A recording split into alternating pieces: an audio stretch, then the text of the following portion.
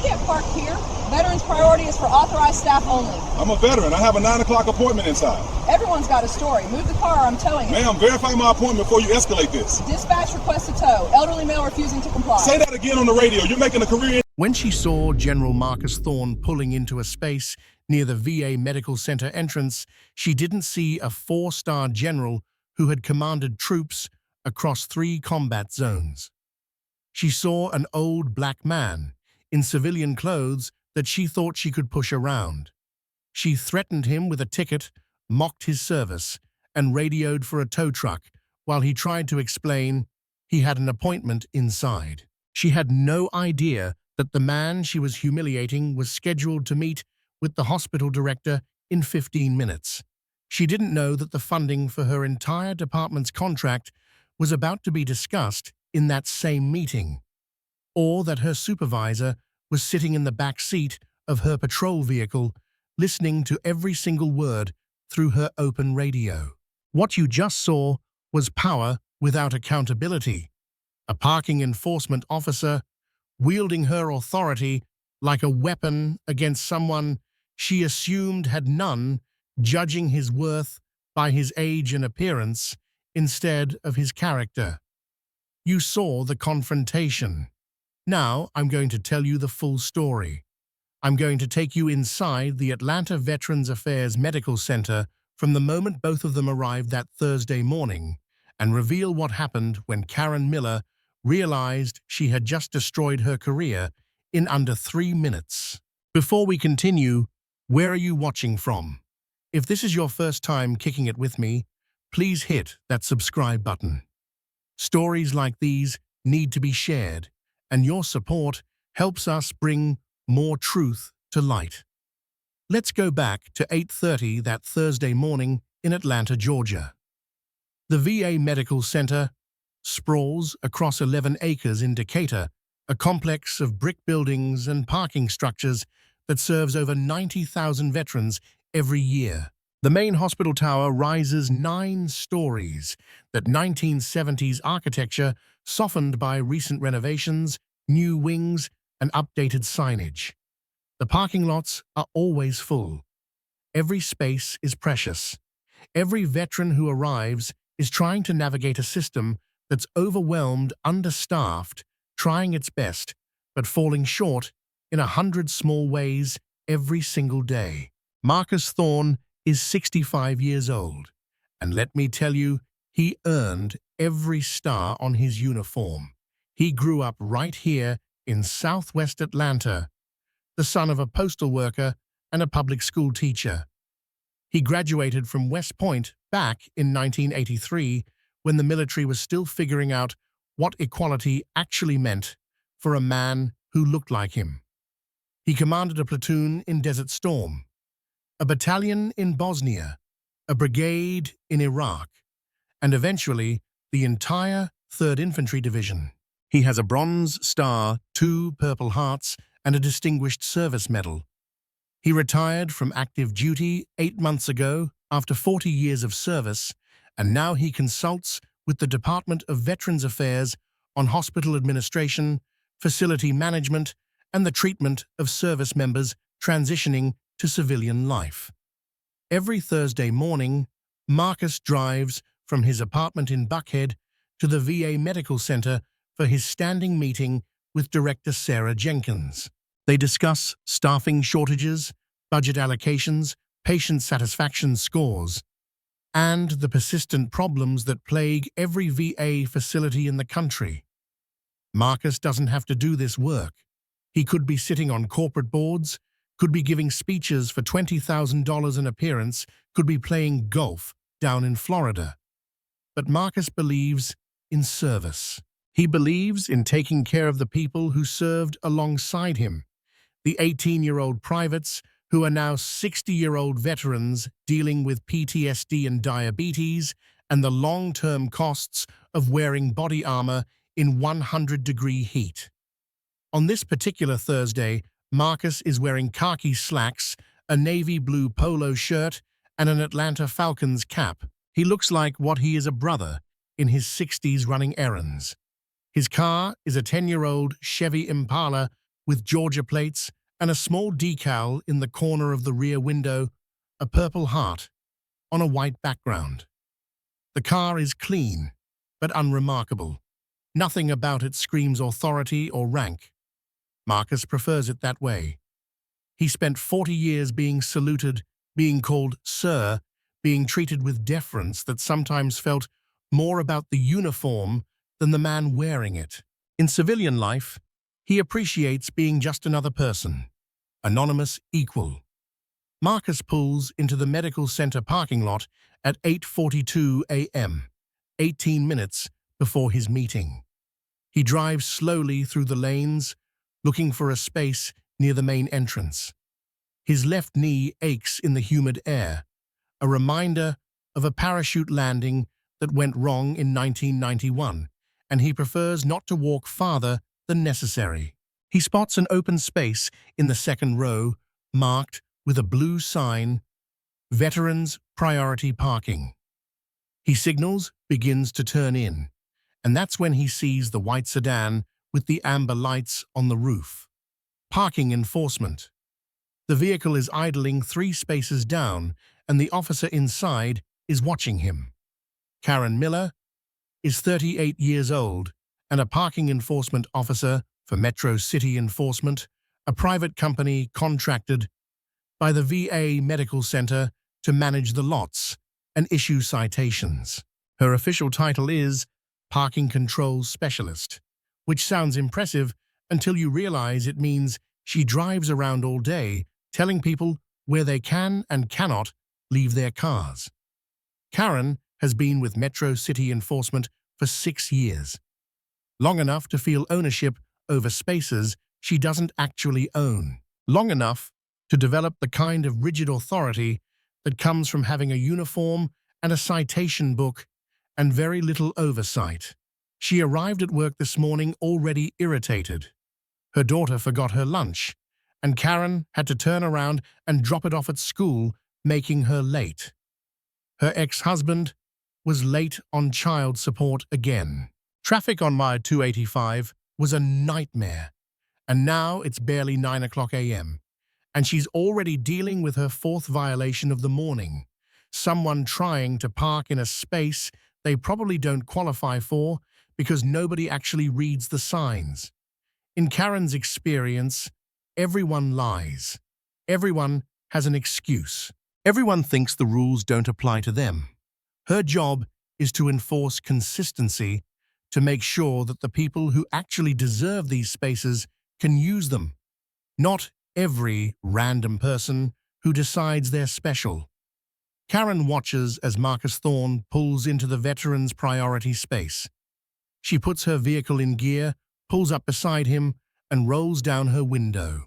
Marcus is reaching for his door handle when he hears her voice, sharp and commanding. "You can't park here. This is for authorized personnel only." Marcus looks over, sees the officer leaning out of her vehicle, sees the expression on her face that says she's already made up her mind.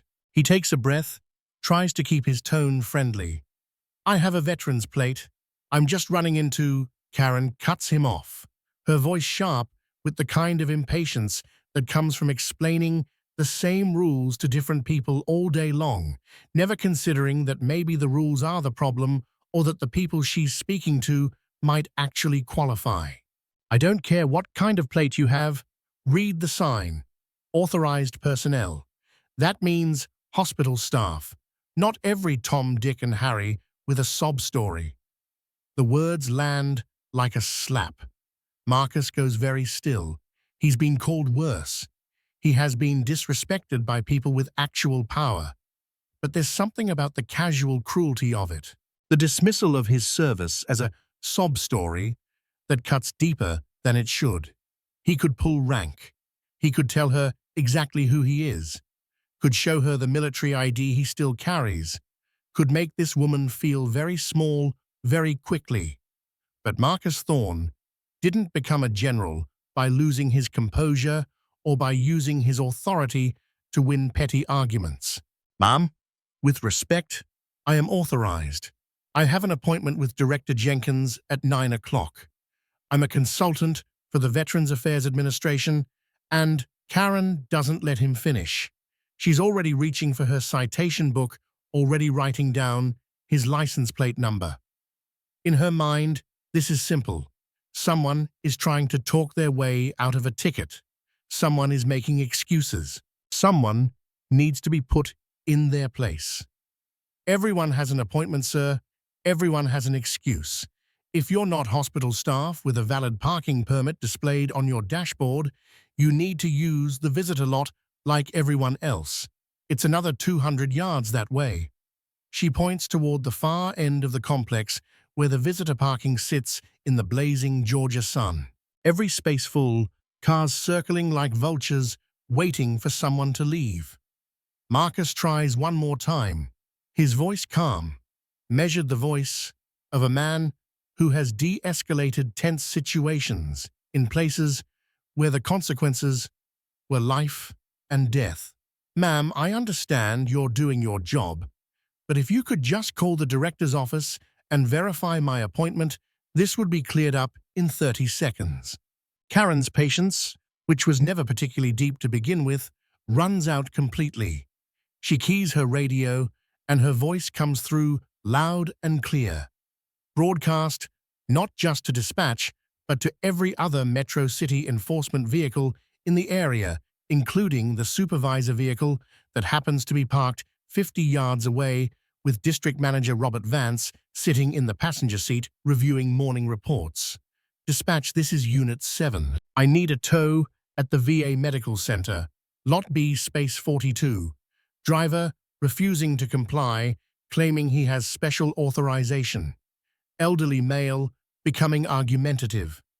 Marcus closes his eyes for just a moment. Elderly, argumentative. He's been nothing but polite, and now he's being characterized as a problem. His age turned into evidence of incompetence. He could walk away. He could move his car, walk the extra 200 yards, show up to his meeting 5 minutes late, and let this go. But something stops him. Because this isn't just about him. This is about every veteran who parks in this lot, every person who served their country, and now has to navigate a system that's supposed to honor that service, but instead treats them like they're lying. Officer, Marcus says, and his voice is different now. Not louder, but carrying more weight. The voice of someone who has commanded thousands of soldiers and expected to be heard.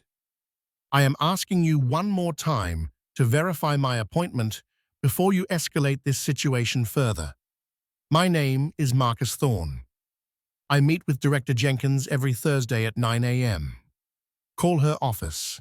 Karen looks at him, and for just a second, something flickers across her face. Uncertainty, maybe. A recognition that this man sounds more educated, more composed than she expected. But she's already called for the tow truck. She's already committed. Backing down now would mean admitting she was wrong. And Karen Miller has built her entire career on never admitting she's wrong. Sir, I don't know who you think you are, but you're not special. You're not above the rules. And if you don't move your vehicle in the next 60 seconds, you're going to be cited and towed. Your choice. The security camera mounted on the light pole above the parking lot captures everything that happens next. Marcus Thorne reaches into his car, retrieves his wallet, and pulls out a business card. He walks over to Karen's vehicle, leans down to her window, and hands her the card. His face is perfectly neutral. His voice is perfectly level. When you speak to your supervisor, he says, you can give him this. Tell him I'll be in Director Jenkins' office if he needs to reach me. Karen takes the card without looking at it, drops it on her passenger seat, and waves him away dismissively. Move your car, sir. Now, Marcus walks back to his Impala, gets in, and drives to the visitor lot. It takes him 8 minutes to find a space. By the time he walks back across the complex, favoring his left knee, breathing hard in the morning humidity, it's 8:58 a.m. He's going to be late. He hates being late. Do you think parking enforcement officers at VA facilities should be required to undergo sensitivity training about veteran services and military culture? Drop your answer below. Inside the VA Medical Center, Director Sarah Jenkins sits in her third-floor office reviewing the morning's agenda. She's 55 years old, a former Air Force nurse who served 2 tours in Afghanistan before transitioning to hospital administration. She runs a facility with over 2,000 employees, manages a budget of $300 million, and deals with the impossible task of providing world-class healthcare to veterans with funding that never quite covers what's actually needed. Her Thursdays with Marcus Thorne are the highlight of her week. Marcus understands the military culture, understands the bureaucracy, and more importantly, he never sugarcoats the problems. When Marcus tells her something isn't working, she knows he's right, and she knows he'll help her fix it. At 8:55 a.m., Sarah's assistant buzzes her intercom. "Director, I have District Manager Robert Vance from Metro City Enforcement on line 2. He says it's urgent." Sarah picks up the phone, and what she hears in the next 90 seconds makes her blood run cold. Robert Vance is apologetic embarrassed, explaining that one of his officers just had an incident in Lot B with a consultant named Marcus Thorne. That the officer called for a tow truck, that the officer referred to General Thorne as elderly and argumentative over the open radio channel. "General Thorne," Sarah's voice goes ice cold. "Your officer tried to have General Marcus Thorne towed?" "Yes, ma'am. I'm looking at his business card right now. I had no idea he was on site." "Officer Miller didn't verify his appointment, didn't check with your office, and based on the radio traffic I heard, she was extremely disrespectful. I'm calling to apologize and to let you know I'm handling this immediately." Sarah stands up, looks out her window toward the parking lot, and sees Marcus Thorne walking across the pavement, moving slowly, one hand pressed to his lower back. She feels rage building in her chest, the kind of protective fury that comes from watching someone you respect being treated like they don't matter. "Mr. Vance," she says, her voice tight with control, "I want that officer in my office in 20 minutes. I want a full incident report, and I want to know why your company thinks it's acceptable to harass veterans at a veterans hospital." "Yes, ma'am, absolutely. I'll bring Officer Miller up immediately." Sarah hangs up, takes a breath, and walks to her office door. She meets Marcus in the hallway. He's still catching his breath, his face flushed from the walk. And when he sees her, he tries to smile, tries to act like nothing happened. "Sorry I'm late, Sarah. Parking situation." Sarah doesn't smile back. "Come in, Marcus. Sit down. We need to talk." They sit in her office, and Marcus tells her what happened, keeps his tone neutral, factual, doesn't embellish. Sarah listens, her jaw tight, her hands folded on her desk. When Marcus finishes, she leans forward. "Marcus, I am so sorry. That should never have happened. Not here, not anywhere, but especially not here." Marcus shrugs, trying to downplay it. "It's fine. I'm sure she deals with difficult people all day. Maybe I should have shown her my ID right away." Sarah shakes her head, and her voice is firm. "No, you shouldn't have to prove you're worthy of basic respect. You have a veteran's plate. You told her you had an appointment. That should have been enough. She should have verified before she threatened you." There's a knock on the door. Sarah's assistant opens it, and Robert Vance steps in, followed by Karen Miller. Karen's face is pale. She's holding Marcus's business card in her hand, and now she's read it. Now she knows. The card is simple, white with black text. General Marcus Thorne, United States Army retired. Senior Consultant, Department of Veterans Affairs. Karen's eyes go to Marcus, sitting in the chair by the window, and you can see the moment it hits her the full weight of what she's done. The elderly man with the sob story is a 4-star general. The argumentative driver is a consultant who advises the director sitting across from her. The person she dismissed is the person who belongs here more than she ever will. Sarah doesn't stand. She doesn't offer them seats. She looks at Robert Vance first. Mr. Vance, I want you to know that Metro City Enforcement is currently in the 3rd year of a 5-year contract with this facility worth $250,000 annually. That contract comes up for renewal in 6 months. After what happened this morning, I'm not confident your company understands the culture of respect we expect here. Robert Vance's face goes white. Director Jenkins, I can assure you this is not representative of our company's values or training. Officer Miller made a serious error in judgment, and we will be addressing it through our disciplinary process. Sarah's eyes shift to Karen, and her voice drops to something colder, something that makes Karen take an involuntary step back. Officer Miller, do you understand what you did this morning? Karen's voice comes out strangled barely above a whisper. I didn't know who he was. And that Sarah says is exactly the problem. You didn't know who he was, so you assumed he didn't matter. You saw a man in casual clothes and decided he wasn't worth your courtesy. You called him elderly, like it was an insult. You dismissed his service as a sob story. Do you understand that every single person who parks on this lot is a veteran? Every single person you speak to has served this country. They all matter. Every single one. Whether they're a 4-star general or a private who served 2 years, they all deserve your respect. Karen opens her mouth, closes it, opens it again. I'm sorry, I didn't mean... Sarah holds up her hand. I don't want to hear your excuses. I want you to apologize to General Thorne, and then I want you to leave this facility. Mr. Vance will decide what happens to your employment, but you will not be working at this hospital again. Karen turns to Marcus, and tears are streaming down her face now, and when she speaks, her voice is shaking. General Thorne, I'm so sorry, I was wrong. I was disrespectful.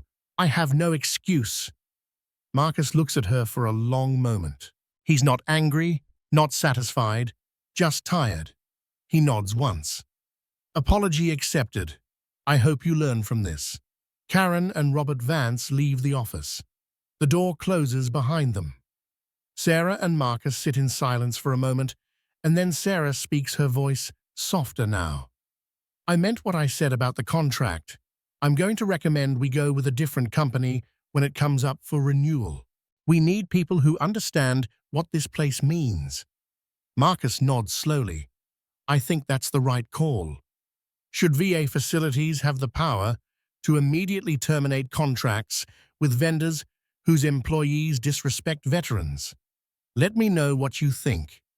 2 hours later, Karen Miller sits in Robert Vance's office at Metro City Enforcement Headquarters in downtown Atlanta. Her employment file is open on his desk. Robert has already made his decision, already consulted with corporate counsel, already calculated the risk of keeping Karen on staff versus the message it would send to terminate her. Karen, Robert says, and his voice is not unkind, but it's final.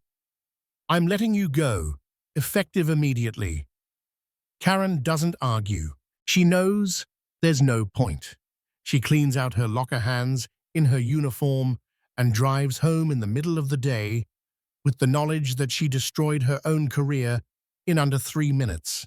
She tells her daughter she quit. She tells her ex-husband she's looking for new opportunities.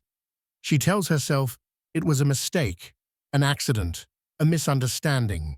But late at night, when she's alone, she thinks about the look on Marcus Thorne's face when she called his service a sob story. She thinks about the way she felt powerful for exactly 90 seconds before the world flipped upside down.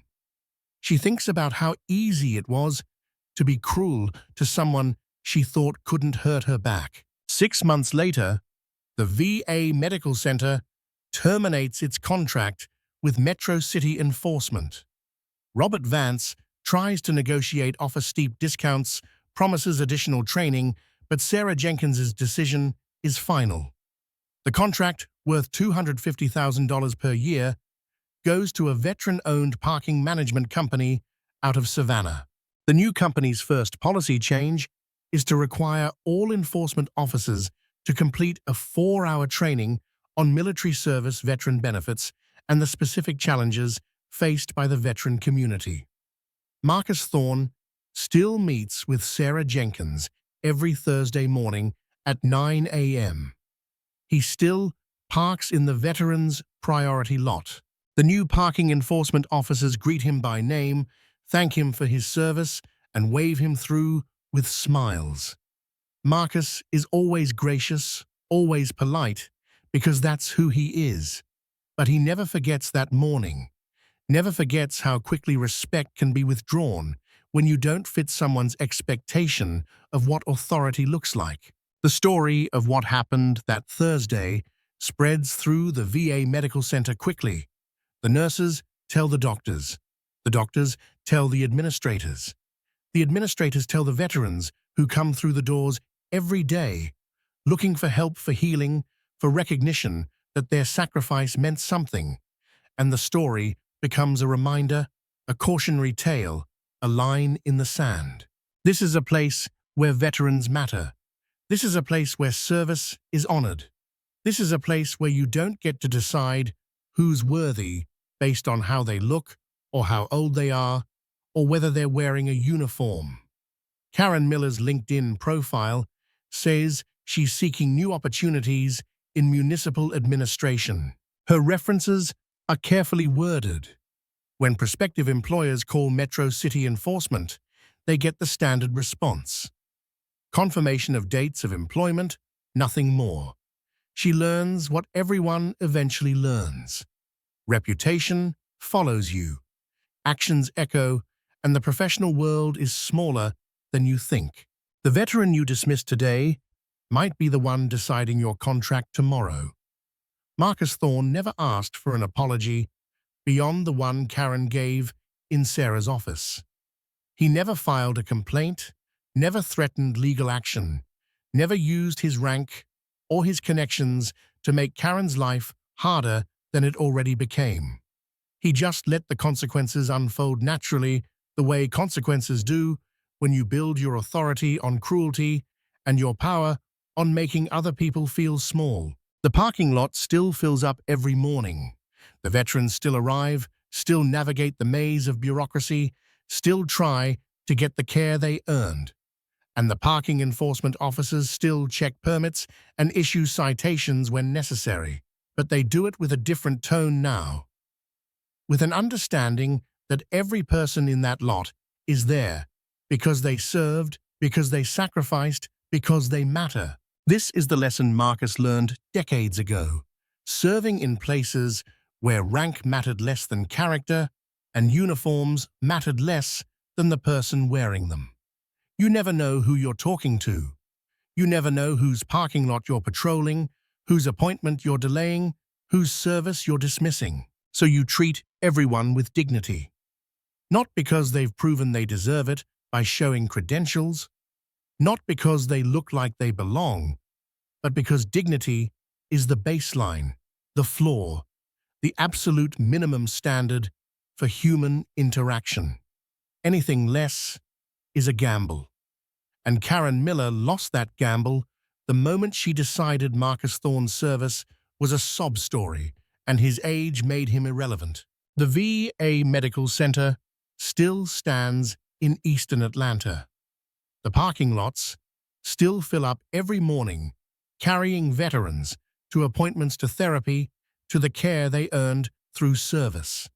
And Marcus Thorne still arrives every Thursday at 8:42 a.m., still walks those marble floors, still treats every person he meets with the respect they deserve, regardless of whether they're the hospital director or the person emptying the trash bins. Because Marcus Thorne knows something Karen Miller learned too late. Respect isn't about position or rank or who holds the contract. It's about recognizing the humanity in every person who crosses your path, even in a parking lot, especially in a parking lot, because you never know when that lot belongs to the person you just dismissed. And by then, it's already too late to take it back. Comment below if you think parking enforcement officers who disrespect veterans at VA facilities should face immediate termination and permanent bans from working at federal medical centers. And if you believe stories like this need to be told, if you think accountability matters and every veteran deserves basic dignity regardless of what they're wearing, then hit that subscribe button, because we're going to keep exposing these patterns. We're going to keep demanding better. We're going to keep fighting for a system that honors service with more than words. This isn't just about Karen Miller or Marcus Thorne. It's about all of us and the assumptions we're willing to challenge.